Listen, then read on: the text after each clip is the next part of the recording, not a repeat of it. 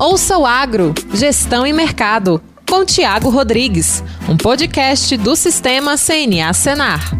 Olá, seja bem-vindo a mais um episódio do podcast Ouça o Agro, Gestão e Mercado, seu podcast sobre mercados agropecuários e gestão de custos e riscos de preço em negócios rurais. O tema de hoje, safra de soja 22-23, por dentro do Brasil que produz. Eu sou o Tiago Rodrigues, assessor técnico da CNA e trabalho com o projeto Campo Futuro, uma iniciativa do Sistema CNA com foco no levantamento dos custos de produção e diferentes atividades agropecuárias pelo país. Dividindo esse episódio comigo hoje, a gente tem a satisfação de trazer Valmir Assarrice, gerente de pesquisas de safra da Agroconsult. Bem-vindo, Valmir. Obrigado pela oportunidade, hein?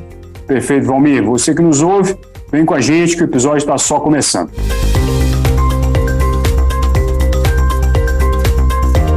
Bom, para aproveitar aí a expertise do pessoal da Agroconsult, na figura do Valmir aqui, a gente está pegando esse momento de início de colheita aí, nesse episódio, a gente vai abordar as perspectivas de produção de soja para a safra 22-23, né? Tendo como pano de fundo aí um dos projetos aí, carro-chefe do pessoal da Agroconsult, que é o Rally da Safra, né, Valmir? Então, nesse início de episódio aqui, Valmir, eu queria que você descrevesse um pouco do projeto, de como ele é formado, né, de como vocês conduzem esse projeto hoje, para o pessoal que está nos acompanhando aí entender um pouco melhor. Perfeito, Thiago. O Rally da Safra, ele começou esse ano, né, para melhorar um pouquinho, a gente está... o Rally, ele completa 20 anos de estrada. Essa é uma edição especial aqui na Agroconsult. Nós estamos fazendo várias coisas especiais durante esses 20 anos, né? O Rally começou como um projeto que visitava as maiores regiões produtoras de soja e milho. E hoje a gente se torna a maior expedição privada do país, que percorre praticamente todas as lavouras de soja e milho segunda safra do Brasil.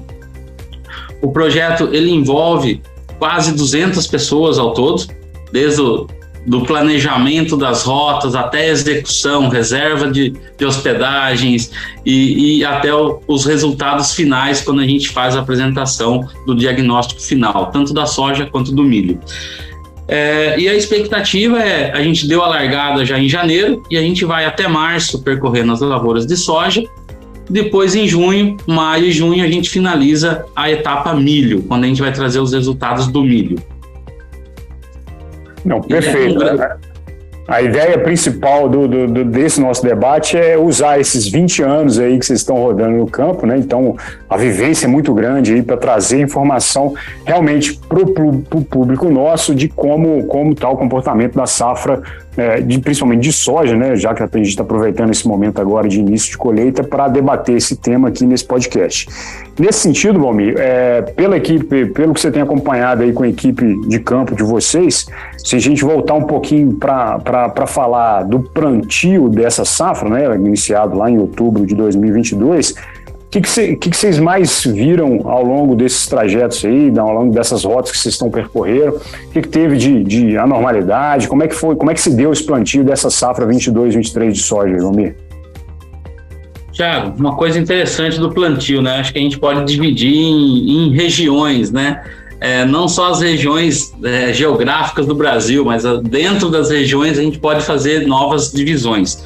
Quando a gente olha um Mato Grosso e um Goiás, a gente viu um plantio tão avançado, em alguns momentos muito parecidos, muito semelhantes ao da safra passada, que foi o plantio mais avançado da história. Então o Mato Grosso plantou cedo em algumas regiões, mesmo com as chuvas irregulares, que elas se estenderam irregulares até meados de dezembro. E o Goiás, ele teve um início muito bom, principalmente pela região sudoeste do estado. Já quando a gente olha para a região leste do estado, Distrito Federal, PADEF, olhando para o noroeste de Minas, parte de Minas, foi uma região que demorou mais para chover. Teve um plantio uma largada mais tardia, né? Demorou mais para regularizar as chuvas. Quando a gente olha para Bahia, Maranhão, Piauí, Tocantins, a gente viu um início bom, um início precoce do plantio, depois foi diminuindo a chuva não veio, o pessoal foi sendo um pouco mais cauteloso. com esse plantio e foi finalizar dentro de um calendário normal para a região.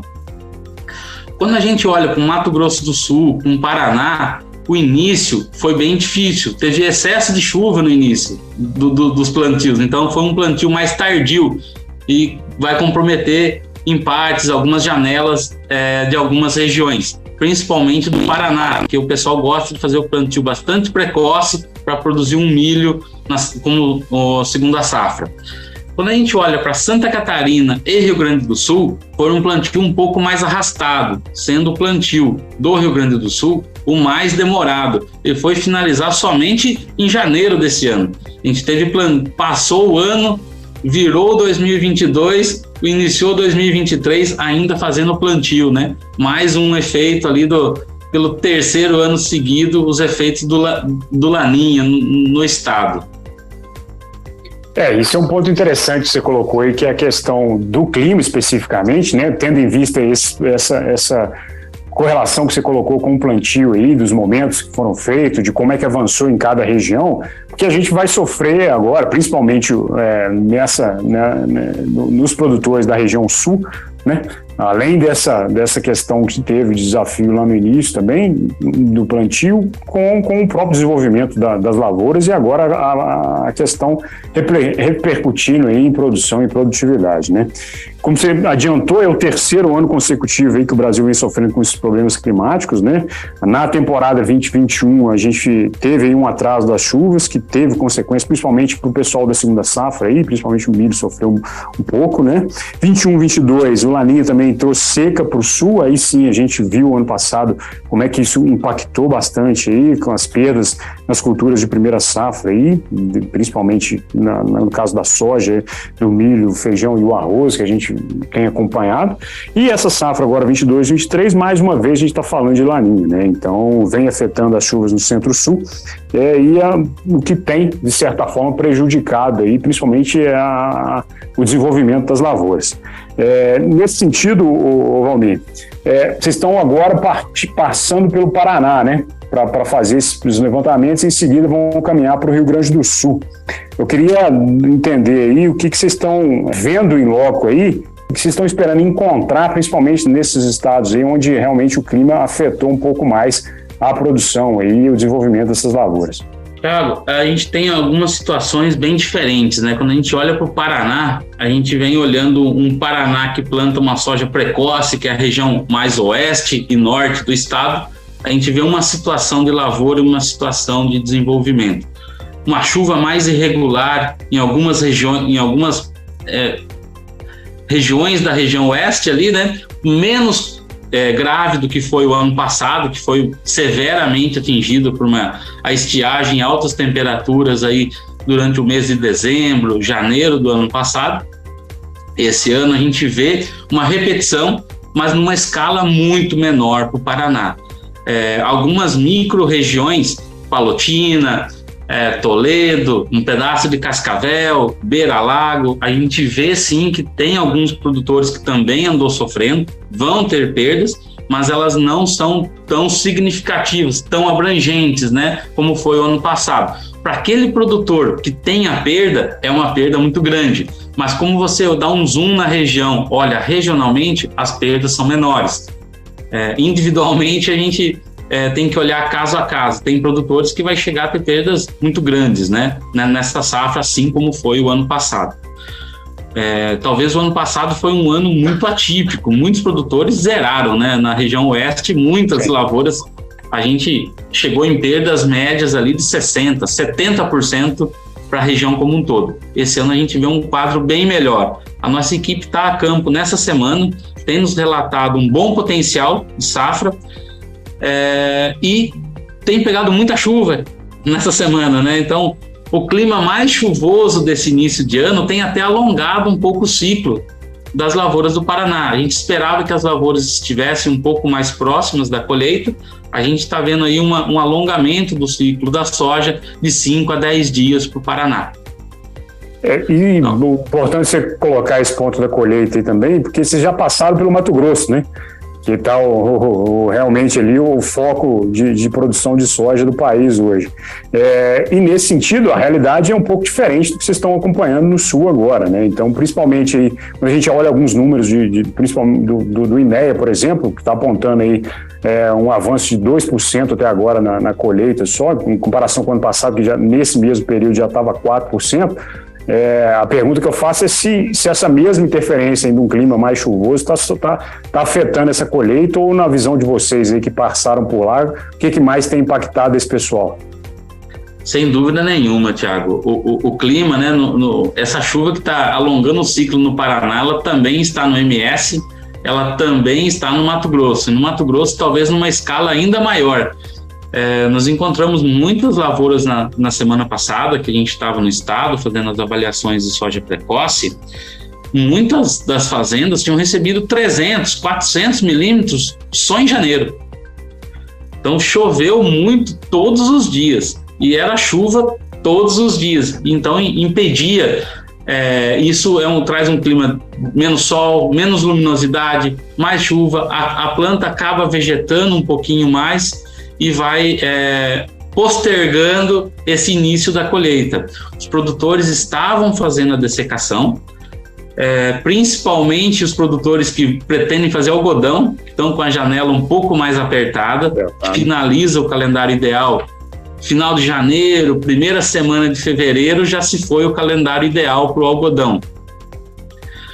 O pessoal estava acelerando a dessecação nesses casos, mas a gente já viu muitos produtores que já estavam apreensivos. Eu preciso dessecar, porque senão eu vou ter muita soja chegando junto ao mesmo tempo. Eu preciso diluir essa colheita, eu preciso começar. E eles estavam tendo dificuldade, inclusive, de entrar com a dessecação. O clima estava muito úmido. E quando você fazia a dessecação, o que é esperado aí 4, 5, 6 dias para entrar a colheita, está demorando 10 dias. Ela está demorando mais para secar também e uniformizar a umidade dos grãos. Muitas plantas com grãos secos, grãos esverdeados, então precisa dessa dessecação para ter menores descontos na hora da entrega. E um outro ponto que nos chamou a atenção no Mato Grosso é o pessoal fazendo uma quarta aplicação de fungicida. Devido a esse clima mais chuvoso, o pessoal está fazendo a proteção das lavouras médias e tardias, o que ainda pode segurar um pouco mais essa colheita. Então, a gente está de olho, fazendo contas ali para ver o real impacto desse atraso na colheita do Mato Grosso. Mas, sim, tem também, o pessoal comenta durante as nossas visitas, né, os produtores comentaram em 5, 10 dias de atraso nessa entrada da soja, o que a gente vai se refletir em preocupações. Muitos deles estavam preocupados em não conseguir cumprir o contrato de entrega em janeiro. E esse é um ponto alarmante no primeiro momento, né? Se a gente tivesse, principalmente com o andar dos meses um pouco mais para frente, né? Porque nós estamos falando do início da colheita lá no estado, mas já preocupa, eu já ligo o sinal de alerta aí, principalmente para a turma que está dependendo do milho aí, segunda safra, né? Que está... Aí já entra o pessoal da pecuária também, que está de olho nessa situação, né? Principalmente para essas compras aí de milho, enfim, contando com a produção robusta aí do estado, e isso realmente é algo para a gente monitorar aqui com o passar do tempo.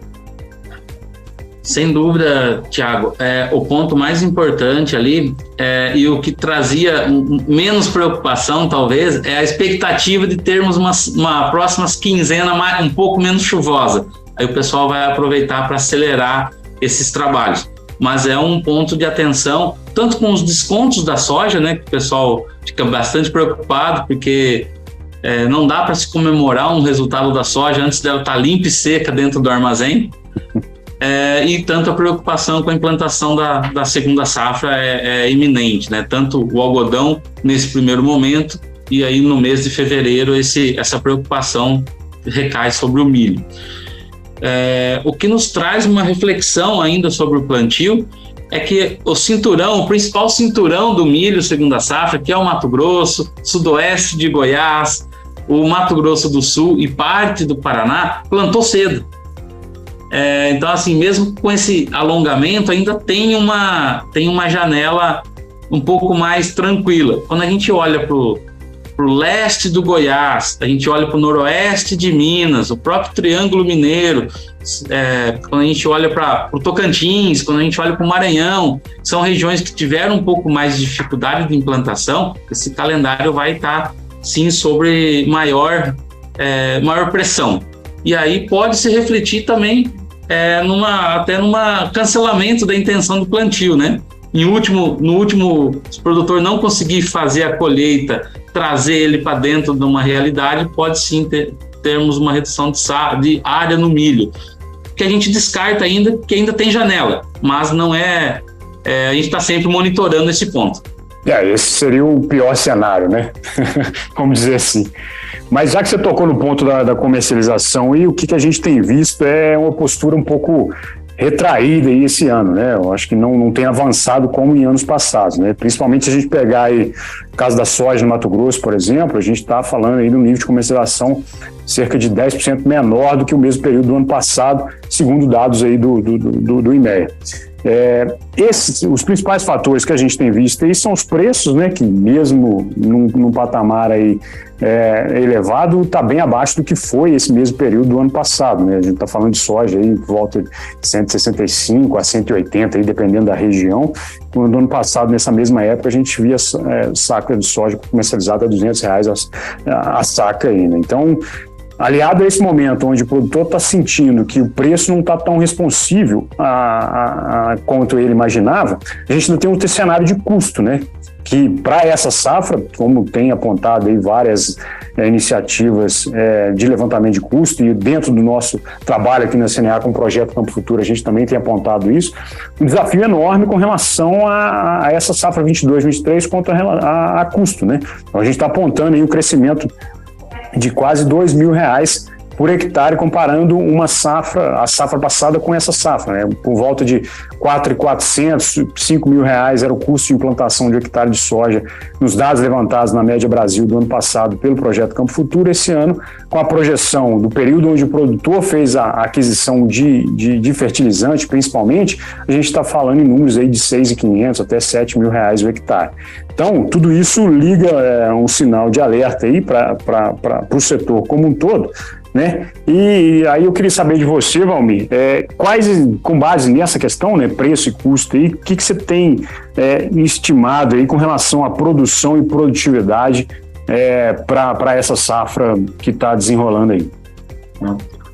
Thiago, sem dúvida, esses dois fatores que você colocou ali, né, tanto o preço quanto o custo, o pessoal fez uma lavoura, talvez a lavoura mais cara da história, que levou aos produtores a procurar melhores negócios para manter a rentabilidade da soja, e aí os preços um pouco mais baixos, o pessoal foi deixando.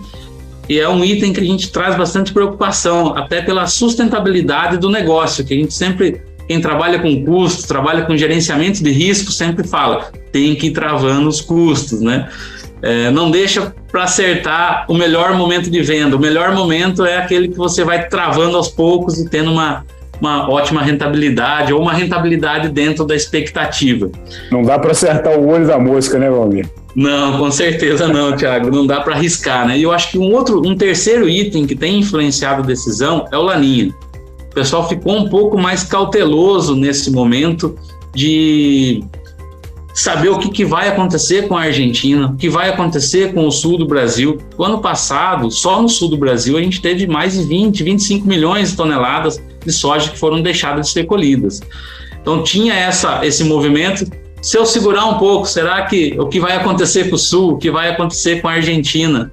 Pode ser esse momento que o pessoal está esperando consolidar um pouco mais os números, consolidar as expectativas para a tomada de decisão. Quando a gente olha para o Brasil, a gente tem uma expectativa boa de uma safra. A gente estima hoje 153,4 milhões de toneladas para o Brasil. Nós tivemos um crescimento, né, de quase 18,7% na produção, sendo 3,9% de crescimento de área. Então a gente tem um crescimento de área que já era esperado uma produção maior. Como tivemos uma quebra de safra muito grande o ano passado, a gente tem uma expectativa maior. Qual é o nosso o ponto frágil desse número, né? Que a gente tá no campo e é o nosso dia a dia a partir de agora. Verificar as condições do sul do Brasil. Provavelmente o Rio Grande do Sul está com uma chuva muito irregular, o clima não regulariza. Tinha-se a expectativa que tivesse uma chuva menos volumosa, mas que ela viria de 10 em 10 dias, uma chuva por semana, e esse planejamento, essa previsão não tem se confirmado. Então o Rio Grande do Sul também entra na mira por uma possível quebra de safra, assim como a Argentina. Por outro lado, a gente teve uma visão muito positiva do Mato Grosso nessa primeira equipe. Nós encontramos um cenário extremamente otimista para o Mato Grosso. Nas nossas avaliações, as lavouras precoces temos o melhor desempenho dos últimos anos. Quando a gente compara, é o melhor início de safra para o Mato Grosso. As lavouras tardias vêm com potencial, mas precisa retirar essa soja do campo. Acho que o desafio do Mato Grosso é tirar a soja e o desafio do Sul é a ocorrência de chuvas, para a gente balizar o número. No momento, a gente trabalha com essa estimativa de 153,4. Bom, o que a gente tem imaginado aí realmente é que cada estado aí tem uma realidade, e vocês aí com o Rally da Safra conseguem trazer isso de uma forma um pouco mais ampla e traduzir isso em números para a gente que é consumidor de dados e trabalha com essas informações aqui para ajudar o produtor nas suas tomadas de decisão, né? Se a gente caminhar aqui para o último tópico desse podcast, a gente vai falar um pouco de mercado, principalmente com relação à demanda, né? Se por um lado aí a gente tem o nosso principal cliente aí, que é a China, com sinais de desaceleração econômica, né? Por outro lado, aquilo que você já colocou aí, a questão de um dos maiores exportadores aí, que é a Argentina, sofrendo bastante com o clima, com previsão de corte de safra e ainda traz muita dúvida com relação ao comportamento dessa demanda internacional pela soja especificamente.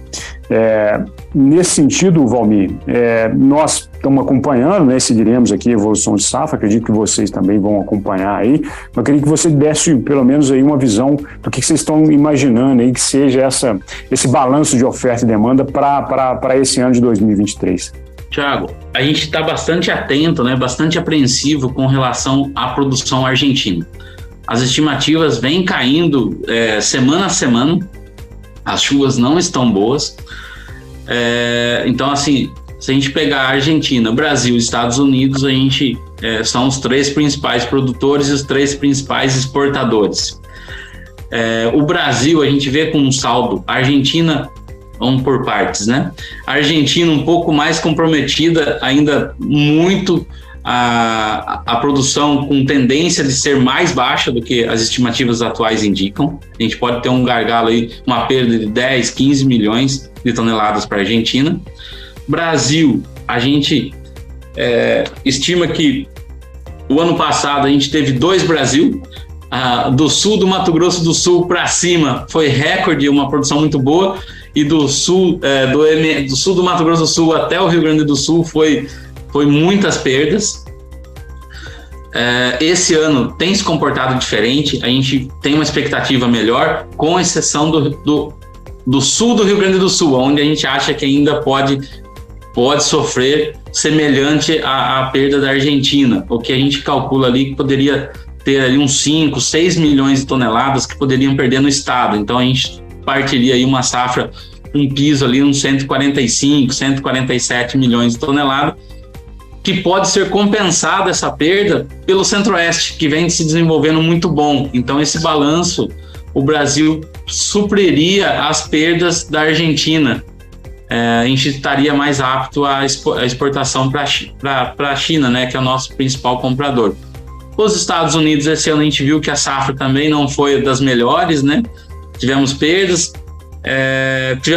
nos últimos dias também, os dados do SDA com uma redução da safra para a soja, o que traz ainda atenção ainda mais para o Brasil, né? O pessoal vai ficar com o olho ainda maior nessa safra. Então, o produtor que ainda tem soja para comercializar, ele vai ter que ficar de olho que nos próximas 3, 4 semanas vai estar tudo definido o potencial da safra. Tanto do Centro-Oeste, que já vai estar colhido, quanto da região Sul vai estar desenhada. e nesse momento pode abrir algumas oportunidades para eles fazerem a comercialização. Bom, eu acho que a gente está encerrando aqui o episódio. Eu queria destacar realmente essa última colocação sua, né, do ponto que nós estamos da safra especificamente, pelo ponto de vista de comercialização, né, nessa definição aí do potencial produtivo das principais regiões produtoras do país e no cenário internacional também, né, nesse sentido, né, com o avançar do tempo também dá para ter uma visão um pouco melhor do que vai ser a safra da Argentina. E isso tudo a gente promete aí ao público nosso, ao pessoal que nos ouve aí, trazer maiores informações. Agora que o Valmir descobriu o caminho, a gente traz ele mais vezes aqui para debater esses números, para fazer as análises. Eu queria te agradecer, Valmir, pela participação, pela parceria aí, obrigado, e deixar os canais aqui da CNA aberto para que vocês da AgroConsult aí, sempre que precisarem, terem acesso a nós aqui. Muito obrigado. Nós que agradecemos, Thiago, agradecemos o convite aí de levar um pouquinho mais de informação, levar um pouquinho do nosso conhecimento e o que a gente está vendo no campo. E nos próximos 3 meses esse vai ser o nosso dia a dia. Cada dia a gente vai estar numa região diferente do país, que é um país com dimensões continentais. Então a gente começou na soja precoce e vai até março fazendo as avaliações, desde o Rio Grande do Sul até o Maranhão, Piauí, Tocantins, Bahia, do sul ao nordeste, passando pelo centro-oeste e sudeste. E voltamos mais vezes, com mais atualizações, que conforme vai passando as semanas, vai ficando mais claro como foi o desenvolvimento e o resultado das lavouras. Nós que agradecemos o convite e ficamos à disposição para novas conversas. Perfeito, Valmir. Obrigado mais uma vez. Pessoal que nos ouve, obrigado pela audiência. Esse foi mais um episódio do podcast Ouça o Agro, Gestão e Mercado. Até um próximo episódio. Um abraço. Ouça o Agro, Gestão e Mercado, com Tiago Rodrigues, um podcast do Sistema CNA Senar.